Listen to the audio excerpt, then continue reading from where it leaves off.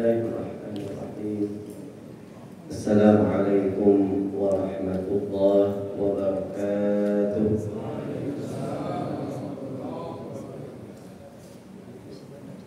Alhamdulillah, alhamdulillahilladzi arsala rasulahu bil huda wa dinil haqq liyudhhirahu 'ala ad-dini kullihi walau karihal kafirun. Asyhadu an la ilaha illallah wahdahu la syarika lah wa asyhadu anna sayyidana wa nabiyyana Muhammadan 'abduhu wa rasuluhu la nabiyya ba'dahu. Allahumma salli wa sallim wa barik ala sayyidina Muhammadin wa ala alihi wa sahbihi ajma'in. Subhanaka la ilma lana illa ma 'allamtana innaka antal 'alimul hakim. Rabbana zidna 'ilman warzuqna fahman bi rahmatika ya arhamar rahimin. Amma ba'du. Hadirin jamaah yang dimuliakan oleh Allah Subhanahu wa taala. Sebagaimana yang kita ketahui bahwa Allah Subhanahu wa taala mewajibkan kepada kita sebagai hamba-Nya untuk melaksanakan salat 5 waktu. Salat 5 waktu itu dihukumi wajib fardhu ain, wajib bagi setiap individu yang muslim, yang baligh, berakal, tidak sedang haid, tidak sedang nifas. Maka diwajibkan bagi setiap muslim yang baligh, berakal, tidak sedang haid dan tidak sedang nifas. Meskipun Allah Subhanahu wa taala mewajibkan dalam sehari itu 5 waktu, tapi Allah pun banyak memberikan keringanan. Ya, di antaranya kita boleh menjamak sholat, ya, boleh mengqashar sholat. Bahkan bagi orang yang sakit tidak mampu sholat dengan berdiri, maka bisa dengan duduk. Akan tetapi perlu kita pahami bahwa berdiri di dalam sholat itu merupakan rukun untuk sholat fardu. Kalau untuk sholat sunnah itu tidak termasuk rukun. Dalam arti lain, ketika kita sholat sunnah kita duduk padahal kita mampu berdiri, itu sah. Kalau sholatnya sholat sunnah, akan tetapi tetap afdalnya itu berdiri. Berdiri tegak itu merupakan rukun dalam sholat fardu. Tapi ketika seseorang tidak mampu berdiri, maka dia boleh duduk. Akan tetapi, mohon maaf, duduknya di sini ketika memang dia tidak mampu berdiri. Bukan dia tidak mampu ruku, bukan dia tidak mampu sujud. Ketika seseorang masih mampu berdiri, maka kalau untuk sholat fardu, sholat yang wajib, dia masih wajib berdiri. Meskipun nanti ketika rukuk misalkan dia tidak mampu, boleh dia duduk. Ketika sujud dia tidak mampu, boleh duduk. Tapi ketika dia masih mampu berdiri, dia sholat berdiri. Ya, sehingga misalkan ada di antara kita yang tidak mampu rukuk, kalau rukuk itu sakit ataupun takut jatuh, begitupun tidak mampu sujud, tapi dia masih bisa berdiri. Misalkan dari rumah ke sini masih bisa jalan, masih mampu berdiri, ya, di dalam sholat, maka wajib bagi dirinya ketika sholat berdiri. Jangan duduk dari awal. Ya, ketika sholat berdiri, ketika ruku tidak mampu, maka pas ruku itu boleh duduk. Sujud tidak mampu, boleh duduk. Tapi jangan duduk dari awal. Ya. Di dalam Al-Quran Allah berfirman, fattaqullaha mastata'tum.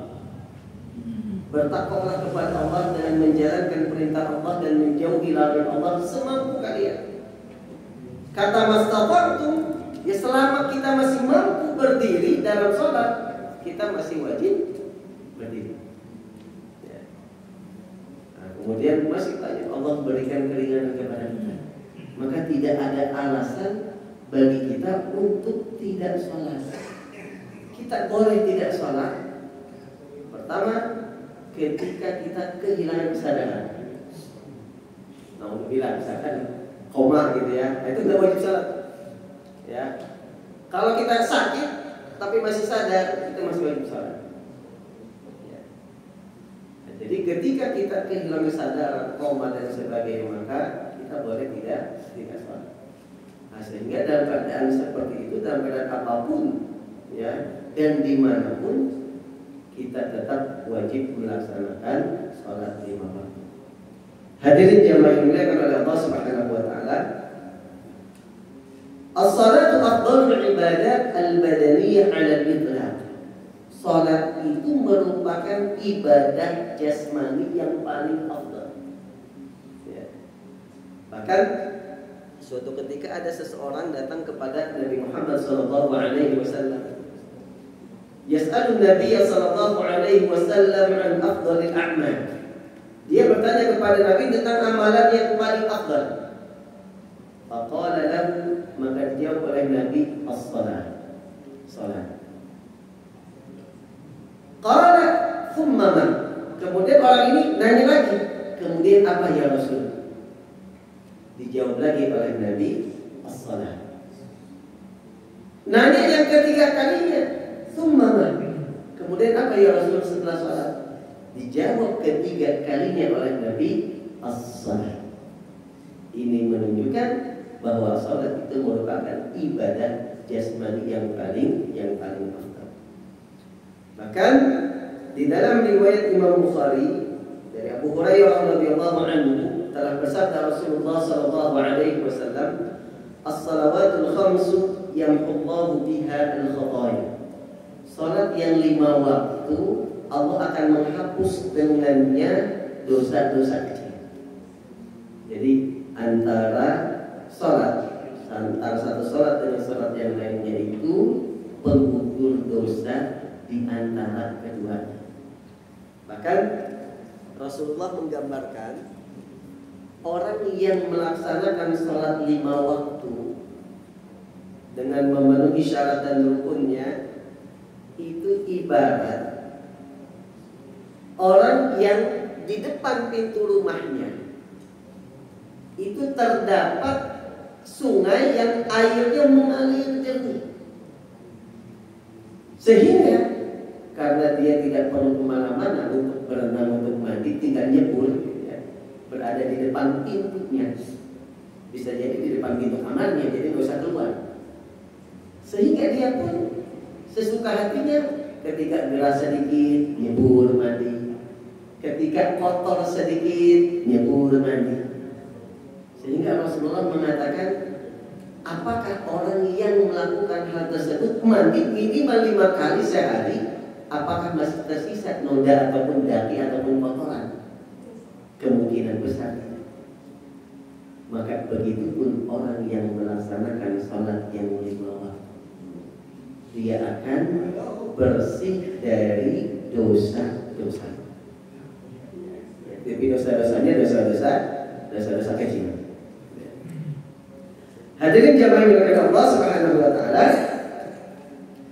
sehingga seorang muslim yang dia sudah wajib melaksanakan salat, kemudian dia meninggalkan salat entah dengan sengaja ataupun tidak sengaja, maka wajib baginya untuk mengqadha salat. Apa yang dimaksud dengan qadha? Fahuwa tadarukus salati ba'da khuruji waqtiha aw ba'da an la yabqa min waqtiha ma yas'u raq'atan fa akthar wa illa fahiya ada'un kama qaddamna sabiqan. Yang dimaksud dengan mengqadha salat itu adalah kita melaksanakan salat di luar waktunya. Contoh, misalkan waktu salat maghrib itu sampai masuk waktu isya. Isya itu sekarang jam 7:05 ya, kurang lebih ya. Jam 7:05 misalkan ya. Maka ketika kita melaksanakan sholat maghrib pas jam jam 7:05 berarti sudah masuk waktu Isya. Berarti kita melaksanakan sholat maghrib di luar waktunya. Berarti kita mengqadha sholat maghrib. Ya. Atau ba'da an la yaqqa min waqtiha ma yas'u rak'atan fa aktsar. Ataupun kita melaksanakan sholat masih dalam waktunya tapi mepet. Sehingga saking mepetnya itu kita tidak mampu menyelesaikan satu rakaat pun di dalam waktu sholat tersebut. Contoh, tadi maghrib waktunya sampai masuk waktu Isya jam 19.05, jam 7:05. Kita baru mau mulai sholat, Allahu Akbar, sholat maghrib jam 7:04. Jam 7:04 berarti masih waktu maghrib, karena Isyanya jam 7:05. Tapi dengan durasi waktu 1 menit tidak memungkinkan bagi kita untuk menyelesaikan satu rakaat. Ya, misalkan pas tepat jam 7:04 kita takbiratul ihram, Allahu Akbar, baca doa iftitah, baca surah Al-Fatihah, baca ayat. Setelah Al-Fatihah itu kemudian ruku, kemudian i'tidal. Kemungkinan besar pas i'tidal itu sudah 1 menit gitu ya, sehingga sudah masuk waktu sholat Isya. Berarti meskipun pas Allahu Akbarnya kita masih di waktu sholat maghrib, tapi tidak sampai 1 rakaat itu sudah masuk waktu sholat Isya, maka sholat kita pun disebut qadha. Tapi kalau misalkan masih cukup waktunya untuk minimal 1 rakaat, itu disebut adaan, kebalikan dari qadhaan. Misalkan 2 menit sebelumnya, jam 7:03 kita sudah mulai Allahu Akbar, sholat maghrib. Kemudian cukup sampai 1 rakaat. 1 rakaat itu sampai sujud kedua. Sampai sujud kedua itu masih di waktu sholat maghrib, maka sholat kita disebut adaan. Berarti kita masih melaksanakan sholat di waktunya. Nah, jadi mengqadha itu ada 2 kemungkinan. Pertama, melaksanakan sholat di luar waktunya, atau melaksanakan sholat di waktunya tapi mepet, saking mepet dan tidak cukup untuk menyelesaikan satu rakaat. Maka itu pun disebut qadha. Selain qadha, ada yang disebut al-i'adah. I'adah itu mengulang. Ya. Fahiya an yu'addiya salatan min as-salawatil maktubah, thumma yara fiha naqsan aw khalalan fil adab aw al-mukammilat. Fayu'iduha ala wajhin la yakunu fiha dhalika an-naqs aw al-khalal. Kalau i'adah itu mengulangi salat karena dia merasa dalam sholatnya itu kurang sempurna, kurang afdal. Syarat dan rukunnya dipenuhi, berarti sholatnya sah. Tapi misalkan dia sholatnya itu munfarid, sendiri. Setelah selesai sholat sendiri, Assalamualaikum warahmatullahi, Assalamualaikum warahmatullahi. Zikir. Tidak lama kemudian datang beberapa orang yang akan melaksanakan sholat dengan berjamaah. Otomatis sholat berjamaah lebih afdal. Sholat dia ketika sendiri sah, syaratnya terpenuhi, rukunnya terpenuhi, sehingga dianggap sah. Tapi karena sholatnya sendiri, kemudian setelahnya ada orang yang melaksanakan sholat berjamaah, maka sunnah hukumnya bagi dia untuk mengiadah sholat, untuk mengulangi salat. Ya, karena salat yang akan dilakukan berikutnya lebih afdal karena dilaksanakan dengan berjamaah. Sedangkan salat yang sudah dia kerjakan sah, tapi dilaksanakan munfarid atau sendiri. Ya. Tapi kalau misalkan salat yang sudah dia laksanakan itu lebih baik atau minimal setara dengan salat yang akan dia i'adah berikutnya, maka tidak disunahkan i'adah. Jadi misalkan salat sendiri, kemudian setelah sholat sendiri pengen ada. Nah, itu tidak disunahkan untuk ibadah karena tidak ada keutamaan dalam ibadah. Jadi disunahkan mengibadah atau mengulangi sholat itu ketika sholat yang akan dilakukan berikutnya itu lebih afdal dibandingkan dengan yang sudah dilakukan. Hadirin jamaah dimuliakan Allah Subhanahu wa taala. Wa qad ittafaqa jumhurul ulama min mukhtalafil madzahib ala anna tadarruk as-salati yukallafu biqada'iha. Ulama, jumhurul ulama, mayoritas ulama dari berbagai mazhab itu sepakat bahwa orang yang meninggalkan sholat itu dibebani untuk mengqadha sholatnya. Berarti hukumnya wajib mengqadha sholat. Ini pendapat mayoritas ulama. Meskipun ada pendapat, mungkin menurut saya ini pendapat minoritas ya, karena mayoritasnya itu menyatakan wajib diqadha. Ada pendapat yang menyatakan tidak wajib diqadha, tapi cukup dengan taubat, cukup dengan amalan-amalan sunnah atau sholat-sholat sunnah yang lainnya. Akan tetapi ya, pendapat jumhur, pendapat mayoritas ulama ya, saya rasa lebih kuat. Ya. Nanti akan kita sebutkan dalilnya. Sawa'un tarakaha nisyanan am 'amdan. Wajib mengqadha itu baik dia meninggalkan sholatnya itu karena lupa ataupun karena sengaja, apalagi karena sengaja. Ya. Kalau lupa itu seperti misalkan dia ketika sudah masuk waktu sholat, mungkin dia sedang tidur, ya, sehingga dia ketika bangun dia merasa sudah sholat, padahal dia belum melaksanakan sholat.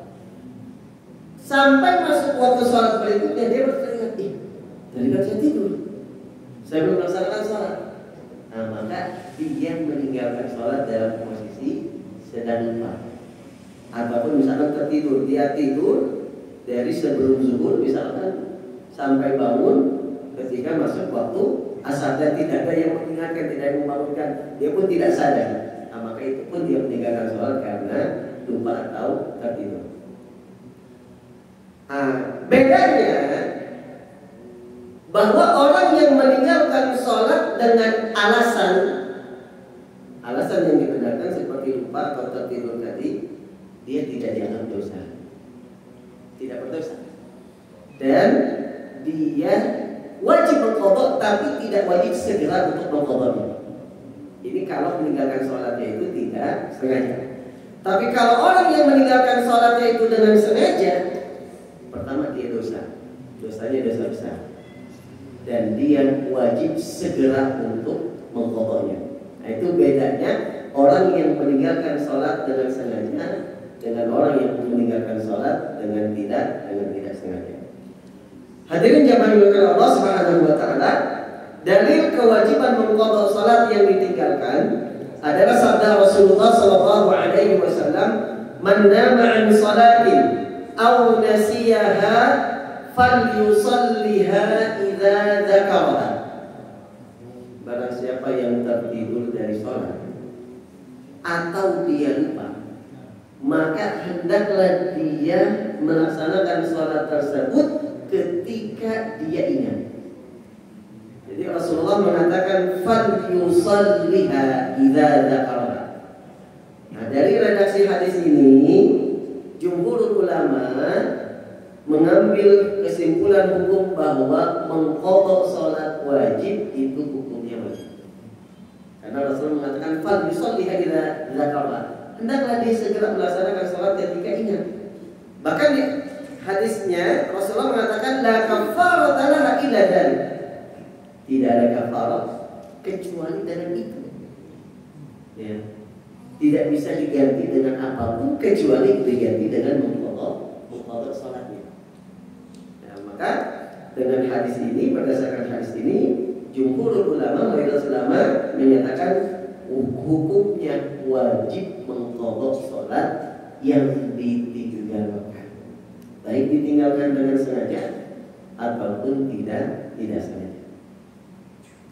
Makanya dalam keterangannya di sini dikatakan faqauluhu la kafarata laha illa dzalika, maka ucapan Nabi la kafarata laha illa dzalika, tidak ada kafarat, tidak ada tebusan kecuali dengan itu, maksudnya dengan mengqadha salat, yadullu ala annahu la budda min qada'il fara'id al-fa'itah, menunjukkan bahwa hukumnya wajib mengqadha salat-salat yang ditinggalkan.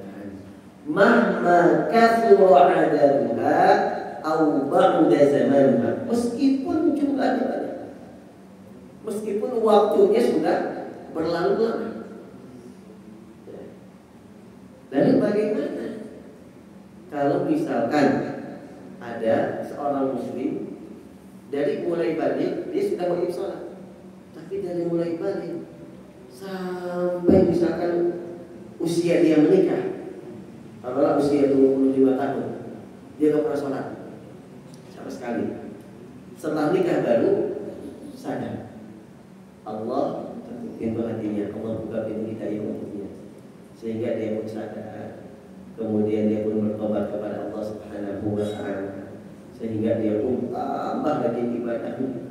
Ya, maka dia wajib mengqadha dengan cara, kalau dia mampu menghitung berapa kali dia tidak sholat, ya, maka dia hitung. Misalkan selama dari usia, misalkan baliknya usia 10 tahun misalkan, ya, atau balik usia 15 lah, dia sadar ketika usia 25, berarti kan 10 tahun Pak, ya, 10 tahun, 1 tahunnya 365 hari, 1 tahunnya dikali 10, ya, kemudian dikali lagi 1 harinya ada 5 kali waktu sholat, ya. Kalau dia mampu menghitung, maka dihitung. Tapi kalau dia tidak terhitung, lupa, maka dia mengqadha sholatnya semampunya ataupun sesuai dengan zonnya, prasangka kuat. Oh, kemungkinan saya tidak sholat itu dari usia sekian sampai usia sekian, atau misalkan dulu saya sempat rajin sholat dari usia sekian sampai sekian, tapi setelah itu saya pergi kemana, saya pernah sholat lagi. Mungkin jadi kita yang kita. Ya. Jadi kalau misalkan kita mampu untuk menghitungnya, kita hitung. Ya. Tapi kalau kita tidak ingat lagi berapa kali sholat yang kita tinggalkan, maka kita perbanyak sholat sesuai dengan zon kita, dengan pasangan kita. Oh, kemungkinan saya sudah mengqadha sholat ini selama 5 tahun. Ya, 1 harinya bisa beberapa kali kemungkinan. Berdasarkan prasangka kuat saya, sholat saya sudah diqadha semuanya. Maka insya Allah kita pun terbebas dari tanggungan tersebut. Baik hadirin jamaah yang Allah Subhanahu wa Ta'ala. Kemudian seperti yang kita katakan tadi, bahwa sholat 5 waktu itu wajib ala kulli muslim, bagi setiap muslim, dzakaran aw untha, baik laki-laki ataupun perempuan, baligh, yang sudah baligh, aqil, yang berakal, tahir, yang suci dari haid dan nifas. Berarti wajib bagi muslim, berarti orang kafir tidak wajib, ya. Wajib bagi laki-laki dan perempuan, semuanya wajib. Baligh berarti anak yang belum baligh itu belum wajib salat. Makanya kalau misalkan kita mau menghitung berapa kali kita ada sholatnya, itu dimulai dari kita balighnya. Kita balik usia berapa? Ya. Jadi sebelum balik itu kita tidak wajib melaksanakan sholat. Akan tetapi meskipun seorang anak yang belum balik itu belum diwajibkan untuk melaksanakan sholat, tapi orang tuanya atau walinya itu diwajibkan untuk menyuruh anak tersebut melaksanakan sholat ketika usianya 7 tahun. Bahkan ketika usia 10 tahun itu harus dipukul ketika tidak mau sholat. Berdasarkan sabda Rasulullah SAW, mul sabiyya bis salati idza balagha 7 sinin wa idza balagha 10 fadribuhu 'alaiha. perintahkanlah, suruhlah anak kecil itu untuk sholat ketika usianya 7 tahun. Jadi Rasulullah itu menyuruh orang tua ya agar membiasakan anaknya untuk melaksanakan sholat sejak dini. Meskipun mereka belum wajib, akan tetapi harus ajarkan. Dengan tujuan ketika mereka sudah balik, sudah menanggung dosa sendiri, mereka sudah terbiasa. Jangan sampai ketika sudah balik baru disuruh-suruh, baru diajari. Nah, itu kemungkinan dia ada malasnya, ada meninggalkan sholatnya. Padahal ketika sudah balik itu sudah menanggung sendiri. Ya. Baik hadirin jamaah Allah Subhanahu wa taala. Kemudian akil, orang berakal yang wajib. Berarti kalau orang yang tidak berakal seperti orang gila ya, itu tidak wajib untuk melaksanakan sholat. Kemudian tahir, suci dari haid dan nifas. Sehingga wanita yang haid dan wanita yang nifas itu tidak wajib melaksanakan sholat. Nah, kemudian wa idza aslama al-kafiru fa innahu la yukallafu qada'u ma fatahu targhiban lahu fid din. Sekarang bagaimana kalau orang kafir masuk Islam? Kalau kita sebut mu'alaf, otomatis selama dia kafir dia tak pernah salah, lalu dia masuk Islam ya. Apakah dia wajib mengqadha sholat selama dia kafir? Para ulama mengatakan tidak wajib ya. Jadi kalau orang kafir itu masuk Islam, maka dia tidak dibebani, tidak diwajibkan untuk mengqadha sholat yang telah dia tinggalkan selama dia kafir. Ya. Kenapa? Targhiban lahu fid, agar menarik hatinya untuk masuk Islam. Soalnya kalau misalkan orang kafir diwajibkan mengqadha sholat selama dia kafir, mungkin akan bikin Pak. Mau masuk Islam ribet, ya harus mengqadha ibadah-ibadah yang sebelumnya, yang selama dia kafir. Mungkin, tapi kalau orang mungkin kalau dia sudah bulat dengan keimanannya ya, dengan masuk Islam, dia yakin dengan keislamannya, dia akan melakukan apapun. Cuma kan tidak semua keimanan seseorang mu'alaf itu rata gitu ya. Ada yang tujuan masuk Islamnya itu karena A, karena B, karena C gitu ya, berbeda-beda. Nah, sehingga tidak diwajibkan untuk mengqadha salat selama dia kafir. Ya. Illal murtad, kecuali orang yang murtad. Ya. Orang yang murtad kemudian dia masuk Islam lagi, itu diwajibkan untuk mengqadha salat selama dia murtad. Karena dia aslinya sudah masuk Islam. Ya. Sehingga ketika dia sudah masuk Islam, dia diwajibkan untuk melaksanakan sholat. Berbeda dengan orang yang aslinya kafir. Ketika kafir, dia belum wajib sholat. Bahkan kalau dia melaksanakan sholat pun, sholatnya dianggap tidak sah. Ya, karena Islam itu termasuk syarat wajib sholat dan juga termasuk syarat sahnya sholat.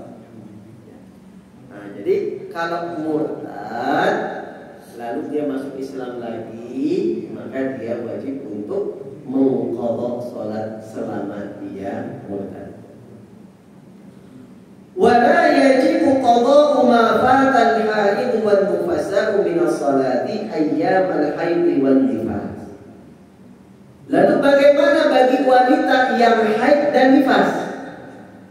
Otomatis ketika dia haid dan nifas tidak melaksanakan sholat, tidak wajib dan juga tidak boleh, tidak sah.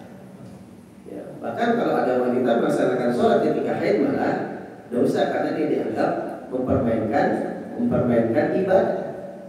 Ya, sehingga wanita yang haid atau yang nifas tidak wajib mengqadha sholat yang ditinggalkan selama haid dan nifas. Ya, kalau disuruh qadha kasihan juga. Ya, apalagi kalau yang haidnya lama ya, haidnya misalnya 10 hari, apalagi yang nifas Nifas ya biasanya yang durasinya agak lama. Ya karena waktu nifas itu minimal mujah. Mujah itu minimal setetes. Itu sudah dikatakan nifas. Aghlabu kebanyakan wanita masa nifasnya adalah arba'una yawman, 40 hari. Ya. Paling banyak ya menurut mazhab Syafi'i paling banyak itu situna yawman 60 hari. Paling lama masa nifas. Ya. Jadi kalau wanita nifas disuruh qadha salatnya kasihan juga. Ya, udah baru melahirkan gitu ya. Kemudian masih disibukkan dengan bayinya, ya, masih nyusuin bayinya, masih ngerawat bayinya yang suka nangis. Wah, disibukkan dengan mengqadha salat yang ditinggalkan selama nifas. Nah, itu terlalu membebani. Nah, sehingga tidak wajib ya bagi wanita haid dan wanita nifas untuk mengqadha salat yang ditinggalkan selama dia haid dan selama dia nifas, karena kalau diwajibkan untuk mengqadha itu akan menyusahkan dia. Hadirin jamaah oleh Allah Subhanahu wa taala, dalilnya sebelumnya wa kadzalika la yajibu al-qada'u 'ala al-majnun wal mughma 'alayhi idza afaqa min al-junun wal ighma. Begitupun tidak wajib mengqadha salat bagi orang yang gila akal atau gila. Maka orang gila kemudian setelah gila dia sadar, dia tidak wajib mengqadha salat selama dia gila. Begitupun orang yang pingsan, dia tidak wajib mengqadha salat yang dia tinggalkan selama pingsan. Ya.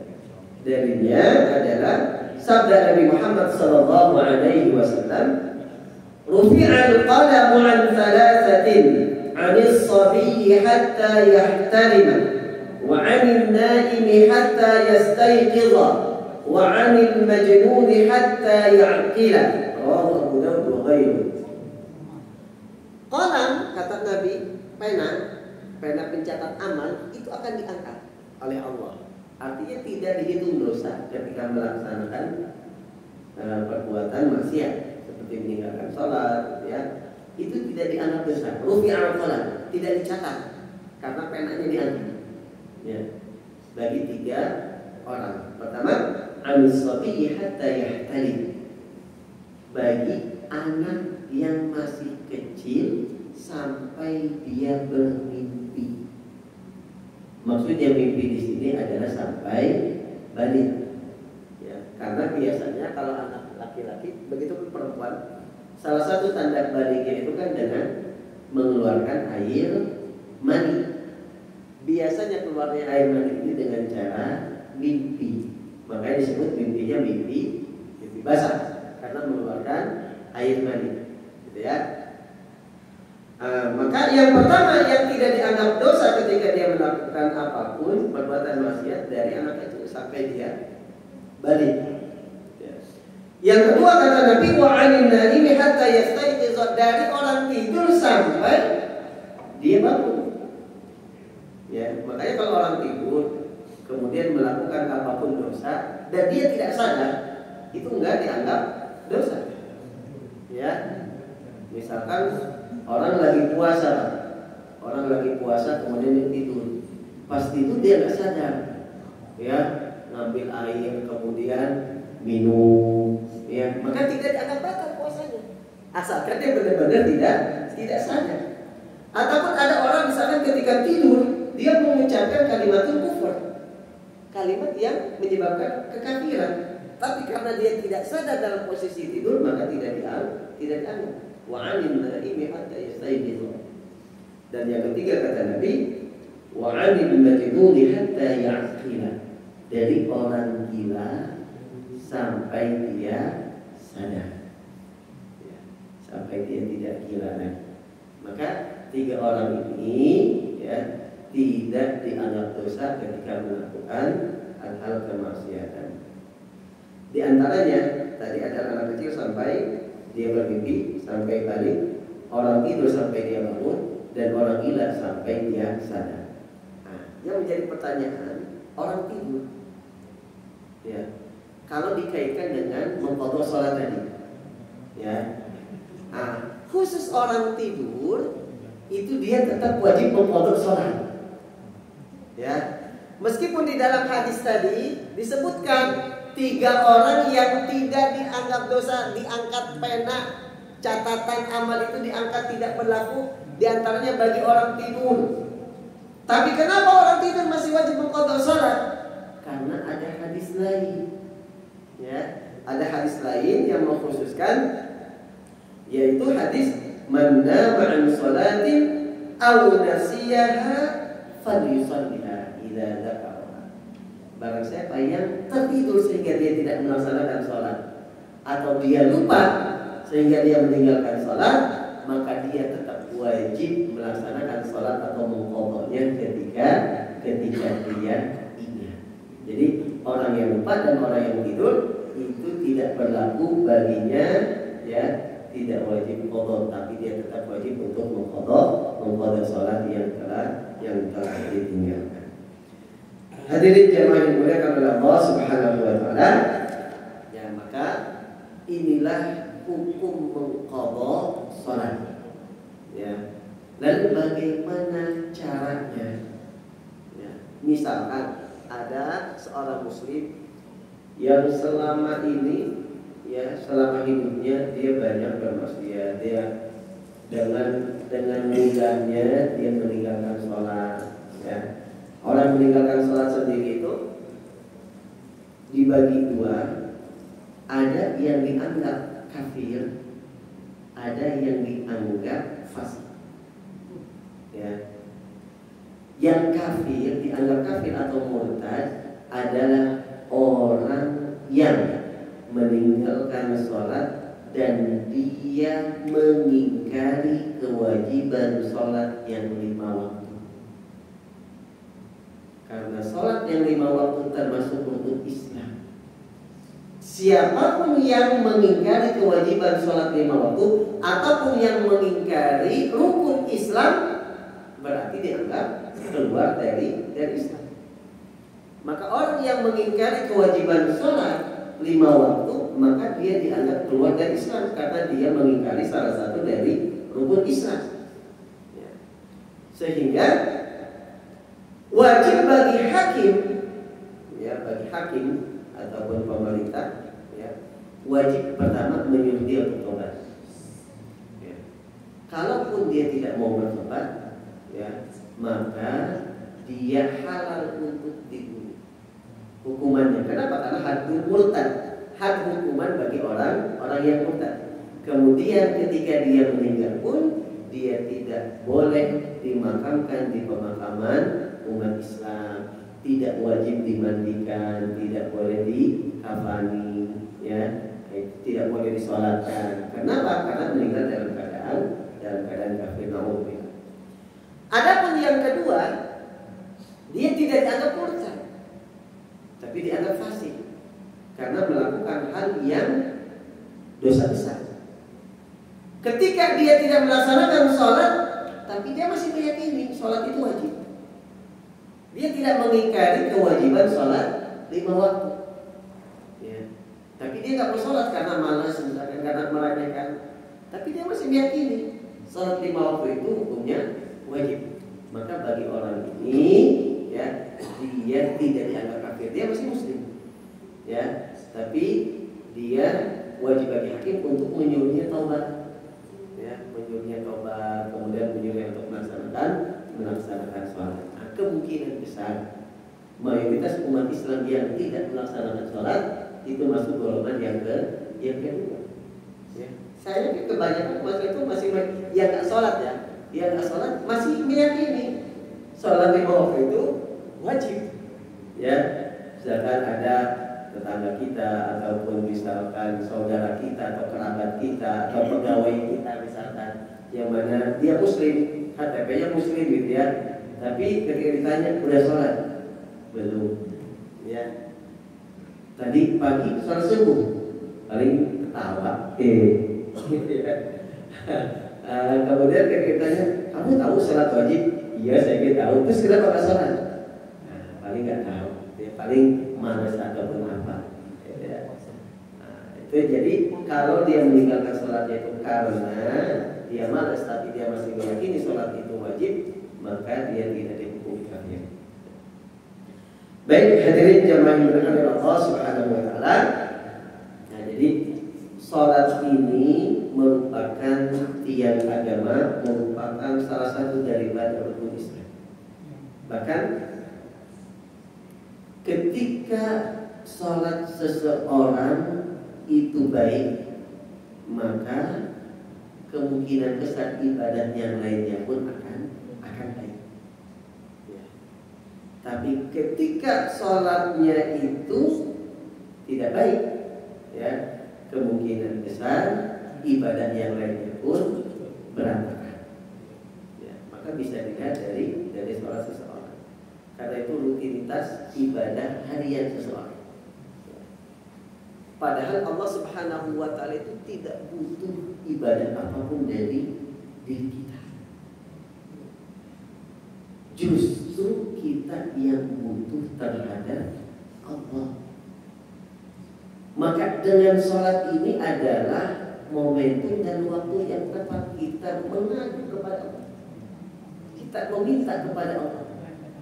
Makanya kalau kita kaji secara bahasa, kata as-shalah itu maknanya adalah doa. Kenapa?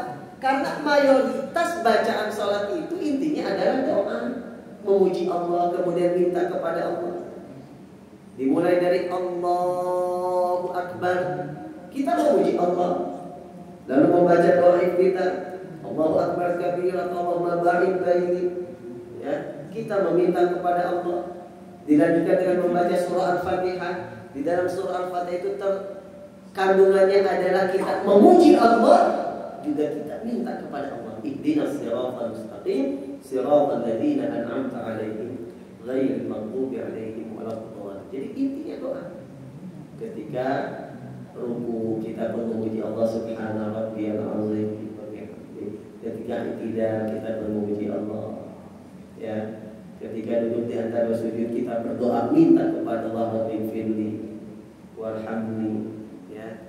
Maka kata as-shalah secara bahasa itu artinya doa. Karena hampir semua gerakan dan bacaan salat intinya adalah kita berdoa kepada Allah Subhanahu wa taala. Maka Allah tidak butuh salat kita, tapi justru kita yang butuh. Ya, dengan sholat itu kita butuh kepada Allah Subhanahu wa ta'ala. Hadirin jamaah yang Allah Subhanahu wa ta'ala. Kemudian dalam mengqadha tadi itu bisa di siang hari ataupun di malam hari. Ya. Kapanpun waktunya, bahkan di dalam waktu yang dilarang untuk sholat sekalipun kalau kita mengqadha itu boleh. Karena waktu-waktu yang dilarang untuk sholat itu adalah untuk sholat yang tidak ada sebab. Ya, seperti misalkan larangan itu ketika matahari berada di tengah-tengah kita, ketika setelah sholat asar, ketika setelah sholat subuh sampai terbit matahari, itu waktu yang dilarang untuk sholat. Ya, akan tetapi larangan ini bagi sholat yang tidak ada sebab. Kalau kita melaksanakan sholat yang ada sebabnya, misalkan habis asar kita pulang, kemudian kita masuk lagi ke masjid, lalu melaksanakan sholat tahiyatul masjid, ada sebabnya enggak? Ada. Apa? Kita masuk dan kita beri ada.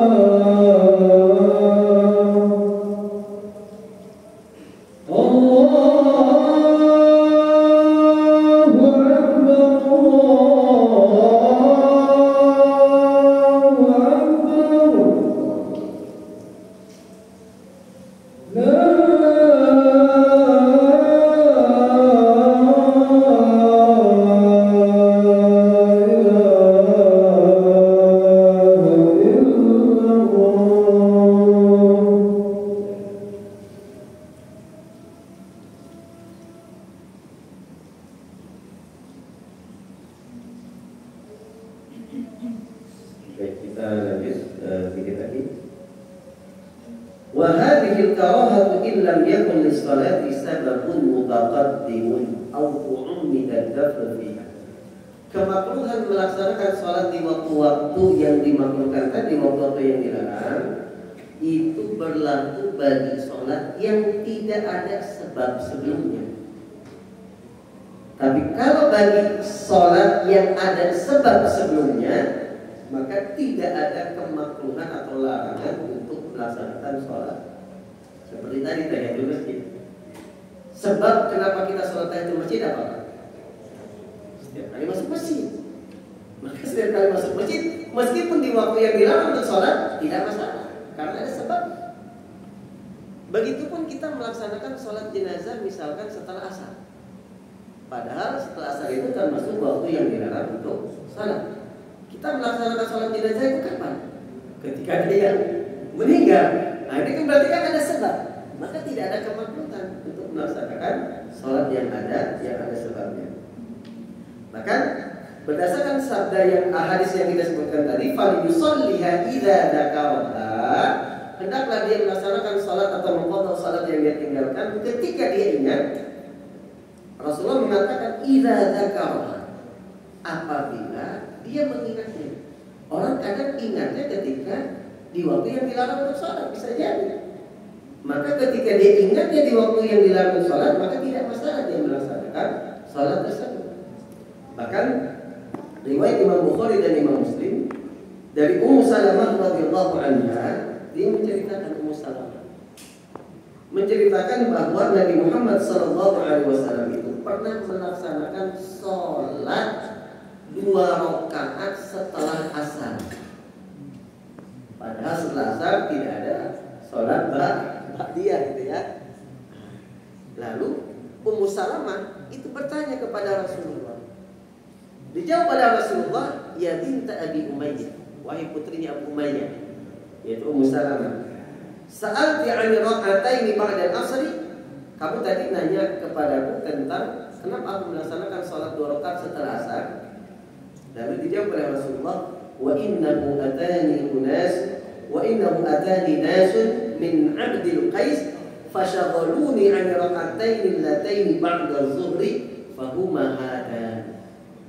Oh, tadi setelah zuhur aku kedatangan tamu, orang-orang dari Abdul Qais, sehingga kedatangan mereka menyibukkanku untuk melaksanakan sholat ba'diyah zuhur. Maka 2 rakaat yang aku lakukan, yang aku kerjakan setelah asar ini adalah mengqadha sholat 2 rakaat setelah zuhur tadi. Jadi Rasulullah melaksanakan sholat ba'dal asar, tapi karena ada sebabnya. Sebabnya apa? Itu mengqadha sholat sunnah yang ditinggalkan setelah zuhur tadi. Yang terakhir, wa yustadna min hadha nahi mutlaqan harmu Makkah. Dikecualikan dari waktu-waktu yang dilarang untuk sholat ini, dikecualikan kalau kita sedang di Mekah, di Masjidil Haram. Maka kita bebas melaksanakan sholat kapanpun, termasuk di waktu-waktu yang dilarang. Berdasarkan sabda Nabi Muhammad SAW, ya abda Manaf, la tamna'u ahadan tafa bihadal bait wa shalla ayyata sa'atin sya'a min lailin aw naharin. Wahai Bani Abdi Manaf, janganlah kalian melarang seseorang untuk tawaf di Ka'bah ini, dan janganlah kalian melarang seseorang untuk sholat kapanpun, baik di waktu siang ataupun di waktu malam, ya, ketika melaksanakan sholat di Masjidil Haram. Maka dikecualikan. Kalau kita di Masjidil Haram, silakan sholat di waktu-waktu kapan. Hadirin jamaah Allah Subhanahu wa taala, itu saja yang bisa kita bahas dan kita kaji pada malam hari ini. Mudah-mudahan menjadi tambahan ilmu bagi kita. Mungkin ada yang ditanyakan atau kita cukupkan? Ya, kita cukupkan. Kita akhiri dengan hamdalah. Alhamdulillah rabbil alamin. Subhanallahumma wa bihamdika asyhadu an la ilaha illa anta astaghfiruka wa atubu ilaik. Wa la ilaha illa anta minkum. Wassalamualaikum